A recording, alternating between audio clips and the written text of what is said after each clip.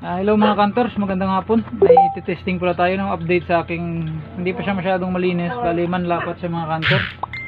Manlapat, tinanggal ko yung bolt action siya, bali si auto siya, kinonvert ko sa PCP, bali tinanggal ko na yung tubo niya kasi hindi siya seamless bali yung ginawa kong plenum niya, tsaka kanyang offset is ito ng mga kantor, bali wala na siyang leak, gauge na lang kulang, pero pumuputok na sa mga kantor. Ito yung big. Sobrang lakas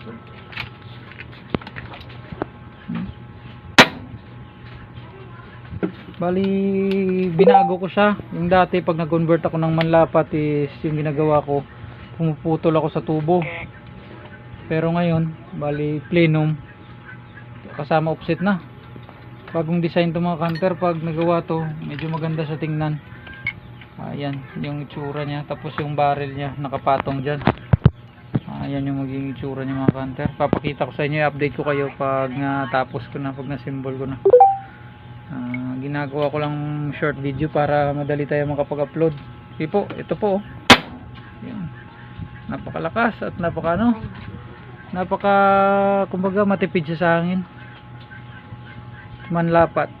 Sige po, stay tuned always sa mga video natin. Shoutout sa mga tropa at kaibigan natin dyan. God bless you po.